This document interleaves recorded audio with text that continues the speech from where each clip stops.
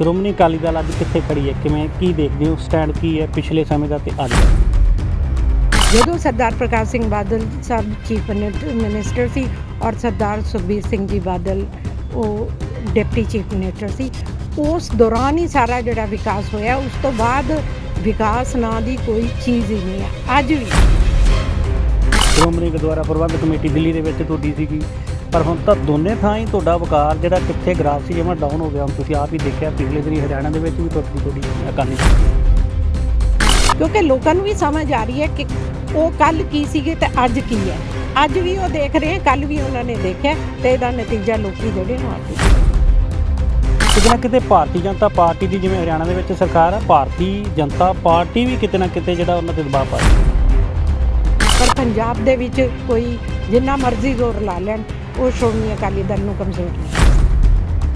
ਤੁਹਾਡੇ ਸਾਰੇ ਲੀਡਰ ਹੀ ਕਰਦੇ ਸੀ। ਹਰਸਿਮਰਤ ਕੌਰ ਬਾਦਲ ਜੀ ਨੇ ਵੀ ਸਿੱਧੇ ਤੌਰ 'ਤੇ ਕਿਹਾ ਸੀਗਾ ਵੀ ਜਿਨ੍ਹਾਂ ਨੇ ਬੇਅਦਬੀ ਕਰਵਾਈ ਹੈ ਜਾਂ ਜਿਨ੍ਹਾਂ ਨੇ ਕੀਤੀ ਹੈ ਉਹਨਾਂ ਦਾ ਕੱਖ ਨਾ ਰਵੇ। ਲੋਕ ਤਾਂ ਇਹ ਕਹਿੰਦੇ ਹੈ ਕਿ ਜਿਹੜੀ ਇਹਨਾਂ ਦੀ ਆਪ ਦੀ ਅਰਦਾਸ ਇਹਨਾਂ 'ਤੇ ਵਾਕਈ ਜਿਹੜੀ ਉਹ ਢੁੱਕ ਗਈ ਹੈ। ਕਿਵੇਂ ਦੇਖਦੇ? ਇਹ ਤਾਂ ਲੋਕਾਂ ਦੀ ਸੋਚ ਹੈ ਜੀ, ਲੋਕਾਂ ਦੀ ਮਾਨਸਿਕਤਾ ਦਰਸਾਉਂਦੀ ਹੈ ਕਿ ਉਹ ਪੁੱਠੇ ਪਾਸੇ ਜਰਾ ਕੁ ਛੇਤੀ ਚਲੇ ਜਾਂਦੇ ਹੈਗੇ। ਜਿਵੇਂ ਪਿਛਲੇ ਸਮੇਂ ਦੀ ਗੱਲ ਕਰੀਏ, ਤੁਸੀਂ ਕਹਿੰਦੇ ਸੀ ਬੇਅਦਬੀ ਮਾਮਲੇ ਦੇ ਵਿੱਚ ਵੀ ਸ਼੍ਰੋਮਣੀ ਅਕਾਲੀ ਦਲ ਦਾ ਨਾਂ ਕਰਤਾ ਹੈ, ਅਤੇ ਬਹਿਬਲ ਕਲਾਂ ਗੋਲੀਕਾਂਡ ਮਾਮਲੇ ਦੀ ਉਹ ਵੀ ਜਿਹੜੇ ਸਾਰੇ ਚਲਾਨ ਪੇਸ਼ ਹੋ ਚੁੱਕੇ ਹੈ, ਅਤੇ ਹੁਣ ਕੋਟਪੂਰਾ ਜਿਹੜਾ ਮਾਮਲੇ ਦੇ ਵਿੱਚ ਉਹਨਾਂ ਨੂੰ ਫੇਰ ਕਾਬੂ ਕੀਤਾ। ਫਿਰ ਇਹਨੂੰ ਕਿਉਂ ਸਵਾਲ ਜਵਾਬ ਹੋਣਗੇ, ਅਗਰ ਸੱਚਾਈ ਹੈ ਤਾਂ ਉਹ ਉੱਥੇ ਆਉਣ ਨੂੰ ਤਿਆਰ ਹੈਗੇ ਹੈ। ਆਪਣਾ ਜੋ ਵੀ ਉਹ ਸਵਾਲ ਪੁੱਛੇ ਜਾਣਗੇ ਉਹਦਾ ਜਵਾਬ ਦੇਣਗੇ। ਤੁਸੀਂ ਦੇਖ ਰਹੇ ਹੋ D5 ਚੈਨਲ ਪੰਜਾਬੀ। ਮੈਂ ਹਾਂ ਗੁਰਜੀਤ ਸਿੰਘ ਰਮਾਣਾ, ਅਤੇ ਪੰਜਾਬ ਦੇ ਮੌਜੂਦਾ ਹਾਲਾਤਾਂ ਦੀ ਗੱਲਬਾਤ ਕਰਾਂਗੇ। ਪੰਜਾਬ ਦੀਆਂ ਸਿਆਸੀ ਪਾਰਟੀਆਂ ਕਿੱਥੇ ਕੋ ਖੜੀਆਂ ਨੇ, ਅਤੇ ਸਾਡੇ ਨਾਲ ਫਰੀਦਕੋਟ ਤੋਂ ਨੇ ਗੁਰਿੰਦਰ ਕੌਰ ਭੋਲੂਵਾਲਾ, ਅਤੇ ਇਸਤਰੀ ਵਿੰਗ ਦੇ ਪੰਜਾਬ ਦੇ ਜਿਹੜੇ ਮੀਤ ਪ੍ਰਧਾਨ ਵੀ ਰਹੇ ਨੇ, ਮੌਜੂਦਾ ਸ਼੍ਰੋਮਣੀ ਕਮੇਟੀ ਮੈਂਬਰ ਵੀ ਨੇ। ਗੱਲਬਾਤ ਕਰਦੇ ਹਾਂ। ਭੋਲੂਵਾਲਾ ਜੀ, ਪਹਿਲਾਂ ਤਾਂ ਸਵਾਗਤ ਹੈ ਜੀ ਆਇਆਂ ਨੂੰ ਜੀ। ਵਾਹਿਗੁਰੂ ਜੀ ਕਾ ਖਾਲਸਾ, ਵਾਹਿਗੁਰੂ ਜੀ ਕੀ ਫਤਿਹ। ਬਹੁਤ ਬਹੁਤ ਸਵਾਗਤ ਤੁਹਾਡਾ ਇੱਥੇ ਆਉਣ 'ਤੇ। ਜੀ ਆਇਆਂ ਕਹਿੰਦੀ ਹਾਂ। ਹਾਂਜੀ ਬੀਬੀ, ਪਹਿਲਾਂ ਗੱਲਬਾਤ ਤੁਹਾਡੀ ਪਾਰਟੀ ਤੋਂ ਚੱਕਾਂਗੇ ਆਪਾਂ। ਸ਼੍ਰੋਮਣੀ ਅਕਾਲੀ ਦਲ ਅੱਜ ਕਿੱਥੇ ਖੜੀ ਹੈ, ਕਿਵੇਂ ਕੀ ਦੇਖਦੇ ਹੋ, ਸਟੈਂਡ ਕੀ ਹੈ ਪਿਛਲੇ ਸਮੇਂ ਦਾ ਤੇ ਅੱਜ ਦਾ? ਦੇਖੋ ਜੀ, ਸ਼੍ਰੋਮਣੀ ਅਕਾਲੀ ਦਲ ਜਿਹੜੀ ਹੈ ਉਹ ਚੜ੍ਹਦੀ ਕਲਾ ਦੇ ਵਿੱਚ ਹੈ। ਅਗਰ ਅੱਜ ਦਾ ਤੇ ਕੱਲ੍ਹ ਦਾ ਕਰੀਏ, ਅਸੀਂ ਕੱਲ੍ਹ ਵੀ ਬਹੁਤ ਮਿਹਨਤ ਕੀਤੀ। ਹਰ ਇੱਕ ਪੱਖੋਂ ਵਿਕਾਸ, ਅਗਰ ਤੁਸੀਂ ਪਿਛੋਕੜ ਵਿੱਚ ਝਾਤੀ ਮਾਰੋ, ਯਾਨੀ ਕਿ ਜਿਹੜੇ 10 ਸਾਲ ਸਾਡਾ ਰਾਜ ਰਿਹਾ ਹੈ, ਕੋਈ ਇਹੋ ਜਿਹਾ ਫੀਲਡ ਨਹੀਂ ਜਿੱਥੇ ਕਿ ਸ਼੍ਰੋਮਣੀ ਅਕਾਲੀ ਦਲ ਨੇ ਵਿਕਾਸ ਦਾ ਕੰਮ ਨਾ ਕੀਤਾ ਹੋਏ।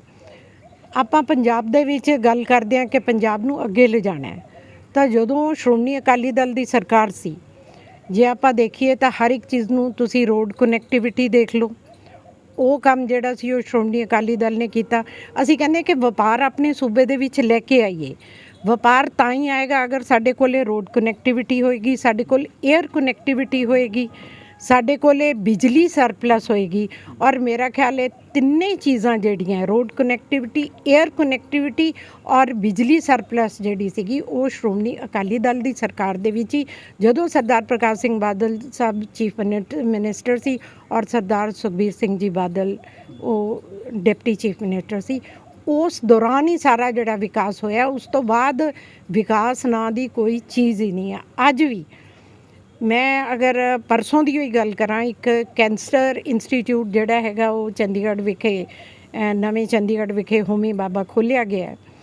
ਅਗਰ ਤੁਹਾਨੂੰ ਧਿਆਨ ਹੋਏ ਤਾਂ ਉਹ ਜਿਹੜਾ ਹੈਗਾ ਉਹ ਵੀ ਜਦੋਂ ਸ਼੍ਰੋਮਣੀ ਅਕਾਲੀ ਦਲ ਦੀ ਸਰਕਾਰ ਸੀ, ਸਰਦਾਰ ਪ੍ਰਕਾਸ਼ ਸਿੰਘ ਬਾਦਲ ਨੇ ਉਹਨਾਂ ਦਾ ਨੀਂਹ ਪੱਥਰ ਰੱਖਿਆ ਸੀ। ਚਲੋ ਬੰਦੇ ਨੂੰ ਸਮਾਂ ਲੱਗ ਗਿਆ, ਸਰਕਾਰਾਂ ਜਿਹੜੀਆਂ ਸੀ, ਪਰ ਉਦੋਂ ਸੋਚ ਜਿਹੜੀ ਸੀ ਇਹੀ ਸੀ ਕਿ ਅਸੀਂ ਆਪਣੇ ਹਰ ਇੱਕ ਜਿਹੜੇ ਨਾਗਰਿਕ ਹੈ, ਜਿਹੜੇ ਇੱਥੇ ਵੱਸਦੇ ਆ, ਉਹਨਾਂ ਨੂੰ ਹਰ ਇੱਕ ਸੁਵਿਧਾਵਾਂ ਦੇਣੀਆਂ, ਜਿਹਦੇ ਕਰਕੇ ਉਹਨਾਂ ਨੇ ਹੌਸਪੀਟਲ ਬਣਾਏ। ਹੋਮੀ ਬਾਬਾ ਇੰਸਟੀਚਿਊਟ ਜਿਹੜਾ ਇਸ ਵੇਲੇ ਕੈਂਸਰ ਦਾ ਸਭ ਤੋਂ ਅੱਛਾ ਇਲਾਜ ਦੇ ਰਿਹਾ, ਜਿੱਥੇ ਜਦੋਂ ਬੰਬੇ ਦੇ ਵਿੱਚ ਇਹਨਾਂ ਦਾ ਹੈਗਾ ਉੱਥੇ ਵੀ ਮਿਲ ਰਿਹਾ, ਔਰ ਇਹ ਪੰਜਾਬ ਦੇ ਵਿੱਚ ਜਿਹੜਾ ਆਇਆ ਹੈਗਾ, ਮੈਂ ਕਹਿੰਦੀ ਹਾਂ ਇਸ ਤੋਂ ਵੱਧ ਸਾਡੀ ਖੁਸ਼ਕਿਸਮਤੀ ਨਹੀਂ ਹੋਏਗੀ। ਔਰ ਇਹ ਸਾਰਾ ਕੁਝ ਸਰਦਾਰ ਪ੍ਰਕਾਸ਼ ਸਿੰਘ ਬਾਦਲ ਦੀ ਡੂੰਘੀ ਸੋਚ ਸੀ ਕਿ ਮੈਂ ਆਪਣੇ ਨਾਗਰਿਕਾਂ ਨੂੰ, ਆਪਣੇ ਇੱਥੇ ਪੰਜਾਬ ਦੇ ਵਾਸੀਆਂ ਨੂੰ ਇਹ ਸਾਰਾ ਕੁਝ ਦੇਣਾ। ਇੱਕ ਸੈਕਿੰਡ ਹੋਰ ਜੀ, ਅਗਰ ਗੱਲ ਕਰੀਏ ਜੇ ਪੜ੍ਹਿਆ ਲਿਖਿਆ ਸਮਾਜ ਹੋਏਗਾ ਤਾਂ ਹੀ ਉਹ ਤਰੱਕੀ ਕਰੂਗਾ। ਪੜ੍ਹੇ ਲਿਖੇ ਸਮਾਜ ਦੇ ਵਿੱਚ ਉਹਨਾਂ ਨੇ ਜਿਹੜੇ 80% ਤੋਂ ਵੱਧ ਨੰਬਰ ਲੈਂਦੇ ਸੀ ਬੱਚੇ, ਜਿਹੜੇ ਪੜ੍ਹਾਈ 'ਚ ਹੁਸ਼ਿਆਰ ਸੀਗੇ, ਪਰ ਉਹਨਾਂ ਵਾਸਤੇ ਉਹਨਾਂ ਕੋਲੇ ਆਰਥਿਕ ਮਦਦ ਨਹੀਂ ਸੀ, ਉਹਨਾਂ ਵਾਸਤੇ ਉਹਨਾਂ ਨੇ ਮੈਰੀਟੋਰੀਅਸ ਸਕੂਲ ਖੋਲ੍ਹੇ। ਇਹ ਇੱਕ ਵਿਜ਼ਨ ਸਰਦਾਰ ਪ੍ਰਕਾਸ਼ ਸਿੰਘ ਬਾਦਲ ਜੀ ਦਾ ਹੀ ਸੀਗਾ। ਇੱਕ ਵਿਜ਼ਨ ਇਹ ਸੀਗਾ ਕਿ ਮੈਂ ਹਰ ਇੱਕ ਨੂੰ ਤਰੱਕੀ 'ਤੇ ਲੈ ਕੇ ਜਾਣਾ। ਇੱਕ ਲੜਕੀ ਜੰਮਦੀ ਨੂੰ ਉਹਨਾਂ ਨੇ ਜਿਹੜਾ ਸੀਗੇ ਉਹਨਾਂ ਦੀ ਸਹਾਇਤਾ ਕੀਤੀ। ਉਸ ਤੋਂ ਬਾਅਦ ਪੜ੍ਹਾਈ ਦੇ ਸਾਈਕਲ ਦਿੱਤੇ, ਉਹਨਾਂ ਦੀ ਪੜ੍ਹਾਈ ਦੇ ਵਿੱਚ ਉਹਨਾਂ ਦੇ ਕੀਤੀ। ਉਸ ਤੋਂ ਅੱਗੇ ਲੜਕੀ ਆ ਗਈ, ਵਿਆਹਯੋਗ ਹੋ ਗਈ, ਤਾਂ ਉਹਨੂੰ ਜਿਹੜਾ ਸੀਗਾ ਉਹ ਇੱਕ ਪੈਕੇਜ ਦਿੱਤਾ ਗਿਆ।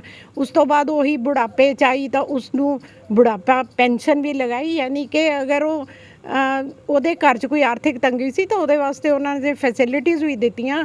ਆਟਾ ਰਾਸ਼ਨ ਦਾਲ ਸਕੀਮ ਜਿਹੜੀ ਸੀ, ਇਹ ਸਭ ਤੋਂ ਪਹਿਲਾਂ ਸਰਦਾਰ ਪ੍ਰਕਾਸ਼ ਸਿੰਘ ਬਾਦਲ ਨੇ ਹੀ ਸ਼ੁਰੂ ਕੀਤੀ ਸੀ। ਬੀਬੀ ਜੀ, ਤੁਹਾਡੀਆਂ ਸਾਰੀਆਂ ਗੱਲਾਂ ਦੇ ਨਾਲ ਸਹਿਮਤ ਹੈ। ਪਿਛਲੇ ਸਮੇਂ ਦੀਆਂ ਜਿਹੜੀਆਂ ਤੁਸੀਂ ਗੱਲਾਂ ਕੀਤੀਆਂ, ਵਾਕਈ ਉਦੋਂ ਜਦੋਂ ਪ੍ਰਕਾਸ਼ ਸਿੰਘ ਬਾਦਲ ਪਾਰਟੀ ਦੀ ਅਗਵਾਈ ਕਰਦੇ ਸੀ, ਵਾਕਈ ਚੜ੍ਹਦੀ ਕਲਾ ਦੀ।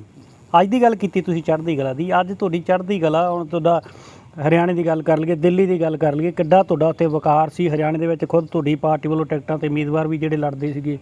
ਸ਼੍ਰੋਮਣੀ ਗੁਰਦੁਆਰਾ ਪ੍ਰਬੰਧਕ ਕਮੇਟੀ ਦਿੱਲੀ ਦੇ ਵਿੱਚ ਤੁਹਾਡੀ ਸੀਗੀ, ਪਰ ਹੁਣ ਤਾਂ ਦੋਨੇ ਥਾਂ ਹੀ ਤੁਹਾਡਾ ਵਕਾਰ ਜਿਹੜਾ ਕਿੱਥੇ ਗ੍ਰਾਫ ਸੀ ਜਮਾਂ ਡਾਊਨ ਹੋ ਗਿਆ। ਹੁਣ ਤੁਸੀਂ ਆਪ ਹੀ ਦੇਖਿਆ, ਪਿਛਲੇ ਦਿਨੀ ਹਰਿਆਣਾ ਦੇ ਵਿੱਚ ਵੀ ਟੁੱਟ ਗਈ ਤੁਹਾਡੀ ਅਕਾਲੀ ਦਲ। ਰੋਮਾਣਾ ਜੀ, ਇਹ ਸਮਾਂ ਬੜਾ ਸਮਰੱਥ ਹੁੰਦਾ ਹੈ, ਸਮੇਂ ਦੀ ਗੱਲ ਹੁੰਦੀ ਹੈ। 89 ਦੇ ਵਿੱਚ ਵੀ ਇਹੀ ਕੁਝ ਹੋਇਆ ਸੀਗਾ। ਉਦੋਂ ਵੀ ਜਿਹੜਾ ਸੀਗਾ ਪਾਰਟੀ ਦਾ ਗ੍ਰਾਫ ਥੋੜਾ ਥੱਲੇ ਗਿਆ ਸੀ, ਪਰ ਉਸ ਤੋਂ ਬਾਅਦ ਦੇਖ ਲਓ ਅਸੀਂ ਕੰਟੀਨਿਊਸ ਜਿਹੜਾ ਅਸੀਂ ਆਪਣੀ ਇਮਾਨਦਾਰੀ ਦੇ ਨਾਲ ਲੋਕਾਂ ਦੇ ਵਿੱਚ ਵਿਚਰਦੇ ਹਾਂ, ਲੋਕਾਂ ਦੀ ਮਦਦ ਕਰਦੇ ਹਾਂ। ਪਰ ਕਈ ਵਾਰੀ ਸਮਾਂ ਇਹੋ ਜਿਹਾ ਆ ਜਾਂਦਾ ਕਿ ਲੋਕੀ ਜਿਹੜੇ ਆ ਉਹਨਾਂ ਨੂੰ ਕੋਈ ਲਾਲਚ ਦੇ ਦਿੰਦਾ ਹੈ, ਕੋਈ ਲੋਭ ਦੇ ਦਿੰਦਾ ਹੈ, ਜਾਂ ਲੋਕਾਂ ਨੂੰ ਕੁਝ ਇਹੋ ਜਿਹੀਆਂ ਗੱਲਾਂ ਜਿਹੜੀਆਂ ਉਹ ਕਹੀਆਂ ਜਾਂਦੀਆਂ ਹੈਗੀਆਂ ਕਿ ਲੋਕੀ ਜਿਹੜੇ ਉਸ ਪਾਸੇ ਚਲੇ ਜਾਂਦੇ ਆ। ਪਰ ਸਮਾਂ ਸਮਰੱਥ ਹੈ, ਲੋਕੀ ਜਿਹੜੇ ਆ ਉਹਨਾਂ ਦੇ ਨਾਲ ਵੀ ਵਿਚਰ ਕੇ ਦੇਖ ਲੈਣਗੇ ਤੇ ਆਪਣੇ ਆਪੇ ਮਹਿਸੂਸ ਕਰਕੇ ਉਹ ਦੁਬਾਰਾ ਜਿਹੜੇ ਹੈਗੇ ਆ ਉਹ ਸ਼੍ਰੋਮਣੀ ਅਕਾਲੀ ਦਲ ਦਾ ਜਿਹੜਾ ਸਮਰਥਨ ਜ਼ਰੂਰ ਕਰਨਗੇ, ਕਿਉਂਕਿ ਲੋਕਾਂ ਨੂੰ ਵੀ ਸਮਝ ਆ ਰਹੀ ਹੈ ਕਿ ਉਹ ਕੱਲ੍ਹ ਕੀ ਸੀਗੇ ਤੇ ਅੱਜ ਕੀ ਹੈ। ਅੱਜ ਵੀ ਉਹ ਦੇਖ ਰਹੇ, ਕੱਲ੍ਹ ਵੀ ਉਹਨਾਂ ਨੇ ਦੇਖਿਆ, ਤੇ ਇਹਦਾ ਨਤੀਜਾ ਲੋਕੀ ਜਿਹੜੇ ਉਹ ਆਪ ਹੀ ਦੇ ਦੇਣ। ਪਿਛਲੇ ਦਿਨੀ ਮੈਂ ਤੁਹਾਡੇ ਬੰਟੀ ਰਮਾਣਾ ਜੀ ਸ਼੍ਰੋਮਣੀ ਅਕਾਲੀ ਦਲ ਦੇ ਜਿਹੜੇ ਯੂਥ ਵਿੰਗ ਦੇ ਪ੍ਰਧਾਨ ਰਹੇ, ਉਹਨਾਂ ਨਾਲ ਵੀ ਗੱਲਬਾਤ ਕੀਤੀ ਸੀ। ਉਹਨਾਂ ਨੇ ਤਾਂ ਇਹ ਕਿਹਾ ਕਿ ਜਿਹੜੀ ਕਿਤੇ ਨਾ ਕਿਤੇ ਭਾਰਤੀ ਜਨਤਾ ਪਾਰਟੀ ਦੀ, ਜਿਵੇਂ ਹਰਿਆਣਾ ਦੇ ਵਿੱਚ ਸਰਕਾਰ ਆ, ਭਾਰਤੀ ਜਨਤਾ ਪਾਰਟੀ ਵੀ ਕਿਤੇ ਨਾ ਕਿਤੇ ਜਿਹੜਾ ਉਹਨਾਂ 'ਤੇ ਦਬਾਅ ਪਾ ਰਹੀ ਹੈ। ਦੇਖੋ ਜੀ, ਇਹ ਤਾਂ ਤੁਸੀਂ ਸਮੇਂ ਦੇ ਉੱਤੇ ਦੇਖਦੇ ਹੋ ਕਿ ਭਾਰਤੀ ਜਨਤਾ ਪਾਰਟੀ ਕੁਝ ਇਹੋ ਜਿਹੇ ਹੱਥਕੰਡੇ ਵਰਤਦੀ ਪਈ ਹੈ ਜਿਹਦੇ ਨਾਲ ਕਿ ਸਾਰਾ ਹੀ ਖਲਾਰਾ ਪੈ ਚੁੱਕਿਆ ਹੈਗਾ।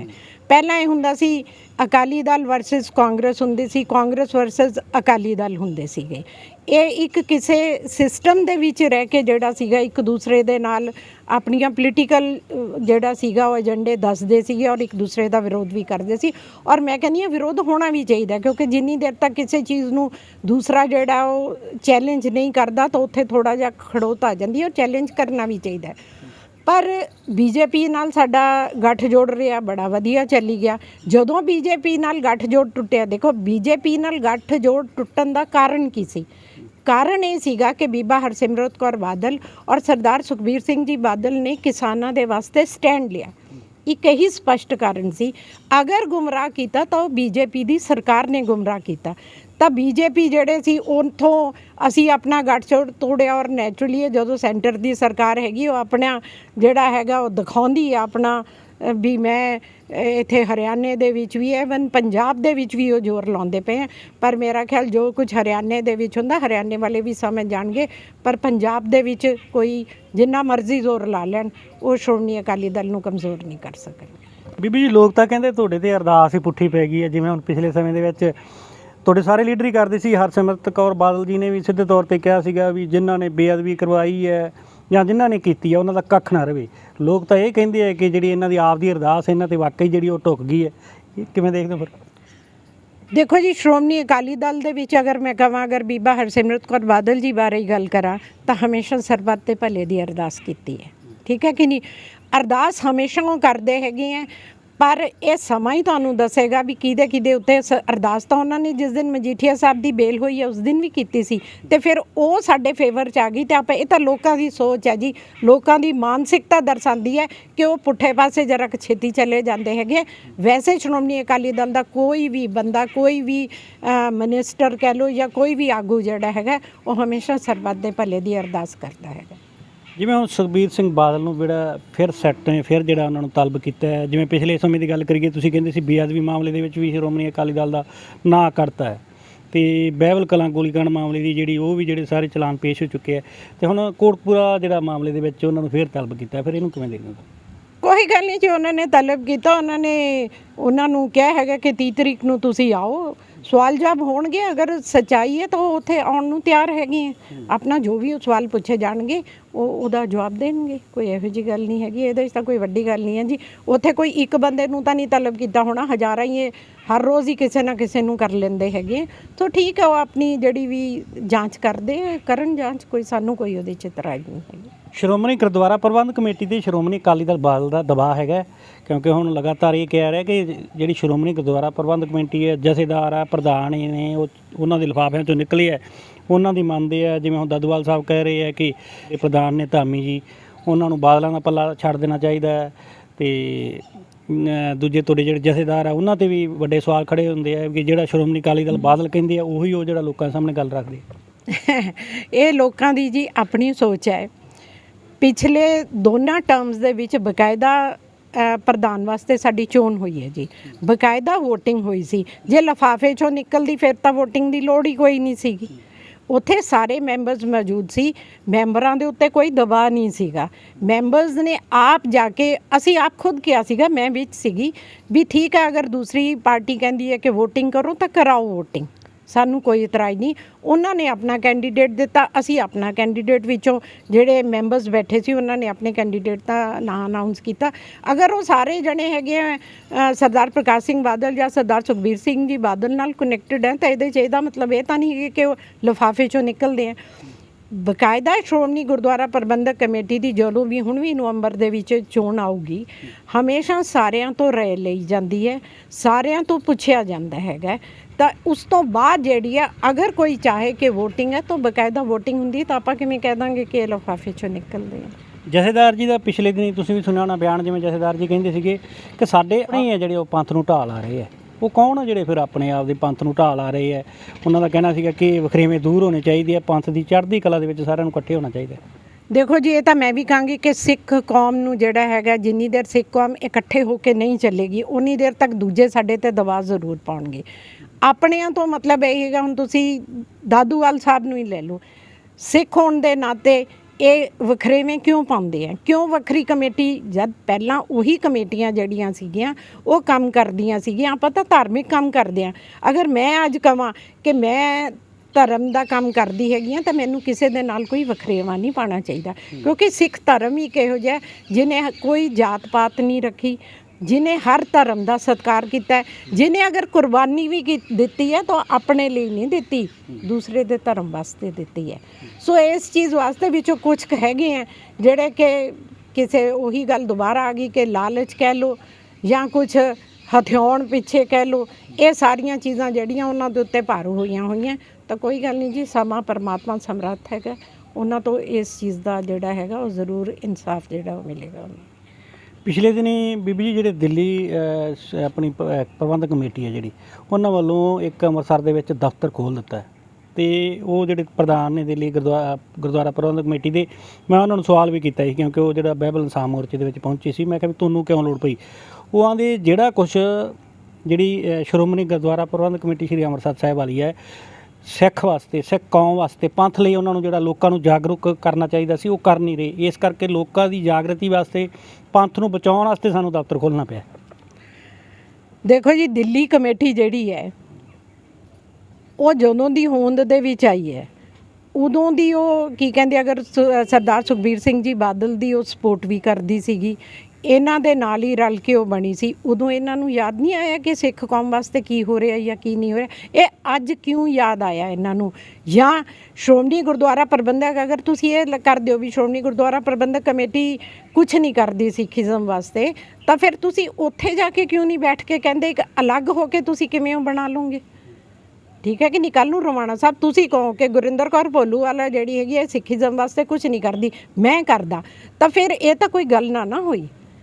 ਦੇਖੋ, ਜਿੱਥੇ ਸ਼੍ਰੋਮਣੀ ਗੁਰਦੁਆਰਾ ਪ੍ਰਬੰਧਕ ਕਮੇਟੀ ਦਾ ਕੰਮ ਹੈ, ਸਾਡੇ ਪ੍ਰਚਾਰਕ ਵੀ ਹੈ, ਸਾਡੇ ਢਾਡੀ ਜਥੇ ਵੀ ਹੈ। ਪਿੰਡ ਜਾ ਕੇ ਅਸੀਂ ਇੱਕ ਮੁਹਿੰਮ ਸ਼ੁਰੂ ਕੀਤੀ ਸੀ, ਘਰ ਘਰ ਅੰਦਰ ਧਰਮਸਾਲ। ਹਰ ਇੱਕ ਪਿੰਡ ਦੇ ਵਿੱਚ, ਹਰ ਇੱਕ ਘਰ ਦੇ ਵਿੱਚ ਇਹ ਪਹੁੰਚ ਕੀਤੀ ਗਈ। ਲੋਕਾਂ ਨੂੰ ਇਹਦੇ ਵਾਸਤੇ ਦੱਸਿਆ ਗਿਆ, ਲੋਕਾਂ ਨੂੰ ਗੁਰਸਿੱਖੀ ਨਾਲ ਜੋੜਿਆ ਵੀ ਗਿਆ ਜਿਨ੍ਹਾਂ ਨੂੰ ਨਹੀਂ ਵੀ ਸੀ ਪਤਾ। ਤੁਹਾਨੂੰ ਮੈਂ ਇੱਕ ਛੋਟੀ ਜਿਹੀ ਐਗਜ਼ਾਮਪਲ ਦਿੰਦੀ ਹਾਂ ਕਿ ਪਿਛਲੇ ਦਿਨ ਜਦੋਂ ਬੀਬੀ ਜਗੀਰ ਕੌਰ ਜੀ ਪ੍ਰਧਾਨ ਸੀ, ਤਾਂ ਜੈਪੁਰ ਗੁਰਦੁਆਰਾ ਸਾਹਿਬ ਸਾਨੂੰ ਜਾਣ ਦਾ ਮੌਕਾ ਮਿਲਿਆ ਸੀਗਾ। ਉੱਥੋਂ ਦੀ ਸੰਗਤ ਨੇ ਬੀਬੀ ਜੀ ਨੂੰ ਇਨਵਾਈਟ ਕੀਤਾ ਸੀਗਾ ਕਿ ਇੱਕ ਉਹਨਾਂ ਨੇ ਸਮਾਗਮ ਕਰਾਉਣਾ ਸੀ, ਤਾਂ ਮੈਂ ਵੀ ਨਾਲ ਸੀ ਬੀਬੀ ਜੀ ਦੇ। ਅਸੀਂ ਉੱਥੇ ਗਏ, ਸਮਾਗਮ ਹੋਇਆ। ਬੀਬੀ ਜੀ ਨੇ ਪੌਣਾ ਘੰਟਾ ਉੱਥੇ ਸੰਗਤਾਂ ਨੂੰ ਸੰਬੋਧਨ ਕੀਤਾ, ਔਰ ਸੰਗਤਾਂ ਨੂੰ ਸੰਬੋਧਨ ਕਰਕੇ ਆਪਣੇ ਗੁਰੂਆਂ ਦੀਆਂ ਦਿੱਤੀਆਂ ਹੋਈਆਂ ਕੁਰਬਾਨੀਆਂ, ਜਿਹੜੀਆਂ ਸਾਡੇ ਗੁਰੂਆਂ ਨੇ ਸ਼ਹੀਦੀਆਂ ਪ੍ਰਾਪਤ ਕੀਤੀਆਂ ਸੀਗੀਆਂ, ਉਹਨਾਂ ਸਭ ਦੇ ਉੱਤੇ ਚਾਨਣਾ ਪਾਇਆ। ਭਾਈ ਤਾਰੂ ਸਿੰਘ ਜੀ, ਗੁਰੂ ਤੇਗ ਬਹਾਦਰ ਜੀ, ਗੁਰੂ ਗੋਬਿੰਦ ਸਿੰਘ ਜੀ, ਹਰ ਇੱਕ ਦੇ ਉੱਤੇ ਉਹਨਾਂ ਨੇ 1 ਘੰਟਾ, ਤਕਰੀਬਨ ਪੌਣਾ ਘੰਟਾ 1 ਘੰਟਾ ਜਿਹੜਾ ਸੀਗਾ ਇਨ ਸ਼ਾਰਟ ਕਰਕੇ ਉਹਨਾਂ ਨੇ ਦੱਸਿਆ। ਸਮਾਗਮ ਖਤਮ ਹੋ ਗਿਆ। ਜਦੋਂ ਅਸੀਂ ਬਾਹਰ ਗੁਰਦੁਆਰਾ ਸਾਹਿਬ ਤੋਂ ਆ ਰਹੇ ਸੀ ਤਾਂ ਤੁਹਾਡੇ ਵਾਂਗੂ ਇੱਕ ਪੱਤਰਕਾਰ ਲੜਕੀ ਸੀਗੀ, ਉਹ ਆ ਕੇ ਉਹ ਨਾਲੇ ਤਾਂ ਇੰਟਰਵਿਊ ਲੈ ਰਹੀ ਸੀ ਔਰ ਨਾਲੇ ਗੱਲ ਲਾ ਕੇ ਉਹ ਇੰਨਾ ਜ਼ਿਆਦਾ ਰੋਈ, ਔਰ ਇਹ ਸੱਚਾਈ ਹੈ, ਇੰਨਾ ਜ਼ਿਆਦਾ ਸੀ। ਉਹਨੂੰ ਪੁੱਛਿਆ ਵੀ ਤੂੰ ਇੰਟਰਵਿਊ ਲੈਂਦੀ ਇੰਨਾ ਜ਼ਿਆਦਾ ਕਿਉਂ, ਵੀ ਕੀ ਹੋ ਗਿਆ, ਕੀ ਹੈ, ਭਾਵਕ ਕਿਉਂ ਹੋਏ ਤੁਸੀਂ? ਬੀਬੀ ਜੀ ਨੇ ਉਹਨੂੰ ਗੱਲ ਲਾਇਆ ਔਰ ਉਹ ਕਹਿੰਦੀ, ਬੀਬੀ ਜੀ ਸਾਨੂੰ ਅੱਜ ਤੋਂ ਪਹਿਲਾਂ ਇਸ ਇਤਿਹਾਸ ਬਾਰੇ ਨਹੀਂ ਸੀ ਪਤਾ, ਇਹ ਤੁਸੀਂ ਆ ਕੇ ਜਾਣੂ ਕਰਾਇਆ। ਠੀਕ ਹੈ ਨਾ। ਸੋ ਇਹ ਚੀਜ਼ ਹੈਗੀ ਕਿ ਕਿਵੇਂ ਕਹਿ ਸਕਦੇ ਹਾਂ, ਠੀਕ ਹੈ ਜਦੋਂ ਪਹਿਲਾਂ ਨਹੀਂ ਸੀ ਕਿਸੇ ਨੂੰ ਪਤਾ, ਪਰ ਜਿਉਂ-ਜਿਉਂ ਹੌਲੀ-ਹੌਲੀ ਇਹ ਕਮੇਟੀ ਕੰਮ ਕਰਦੀ ਹੈ ਤਾਂ ਹੀ ਸਾਰਿਆਂ ਨੂੰ ਪਤਾ ਲੱਗਦਾ ਹੈ ਨਾ। ਸੋ ਇਹ ਚੀਜ਼ ਜਿਹੜੀ ਹੈਗੀ, ਇਹ ਕਹਿਣਾ ਬਿਲਕੁਲ ਗਲਤ ਹੈ ਕਿ ਸ਼੍ਰੋਮਣੀ ਗੁਰਦੁਆਰਾ ਪ੍ਰਬੰਧਕ ਕਮੇਟੀ ਕੁਛ ਨਹੀਂ ਹੈ। ਸ਼੍ਰੋਮਣੀ ਗੁਰਦੁਆਰਾ ਪ੍ਰਬੰਧਕ ਕਮੇਟੀ ਜਿਹੜੀ ਹੈ ਉਹ ਆਪਣੇ ਅਦਾਰਿਆਂ ਨੂੰ ਬਹੁਤ ਚੰਗੀ ਤਰ੍ਹਾਂ ਚਲਾਉਂਦੀ ਹੈ।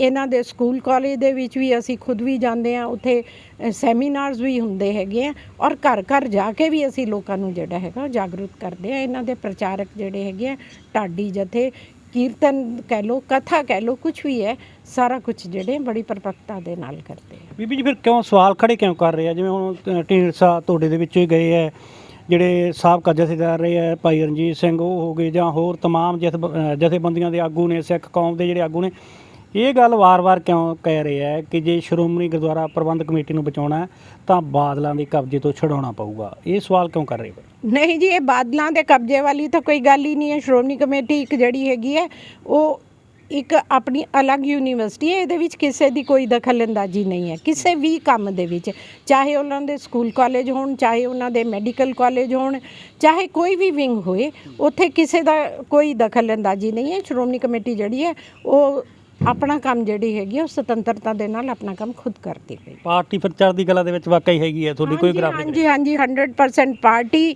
ਚੜ੍ਹਦੀ ਕਲਾ ਦੇ ਵਿੱਚ ਹੈ। ਪਾਰਟੀ ਦੇ ਵਰਕਰ ਜਿਹੜੇ ਆ ਚੜ੍ਹਦੀ ਕਲਾ ਦੇ ਵਿੱਚ ਹੈ। ਸਮਾਂ ਕਿਸੇ ਵੇਲੇ ਥੋੜਾ ਉੱਚਾ ਨੀਵਾਂ ਜ਼ਰੂਰ ਹੋ ਜਾਂਦਾ ਹੈਗਾ, ਪਰ ਇਹੋ ਜੀ ਕੋਈ ਗੱਲ ਨਹੀਂ। ਆਉਣ ਵਾਲੇ ਸਮੇਂ ਦੇ ਵਿੱਚ ਤੁਸੀਂ ਖੁਦ ਹੀ ਦੇਖ ਲੈਣਾ, ਔਰ ਉਦੋਂ ਜ਼ਰੂਰ ਇੰਟਰਵਿਊ ਕਰਿਓ ਜਦੋਂ ਕਿ 24 ਦੇ ਵਿੱਚ ਵੀ ਅਸੀਂ ਪੂਰਾ ਜ਼ੋਰ ਲਾਵਾਂਗੇ, ਔਰ ਉਸ ਤੋਂ ਬਾਅਦ ਆਪਣੀਆਂ ਇਲੈਕਸ਼ਨ ਆਉਣਗੀਆਂ 27 ਦੇ ਵਿੱਚ, ਤਾਂ 27 ਦੇ ਵਿੱਚ ਪੂਰੀ ਤਰ੍ਹਾਂ ਕਾਇਮ ਹੋ ਕੇ ਤੇ ਅਸੀਂ ਲੋਕਾਂ ਦੇ ਵਿੱਚ ਵਿਚਰਦੇ ਵੀ ਪਏ ਹਾਂ, ਵਿਚਰਾਂਗੇ ਵੀ, ਔਰ ਹਮੇਸ਼ਾ ਚੜ੍ਹਦੀ ਕਲਾ 'ਚ ਰਹਾਂਗੇ ਵੀ। ਪਾਰਟੀ ਚੜ੍ਹਦੀ ਕਲਾ ਦੇ ਵਿੱਚ।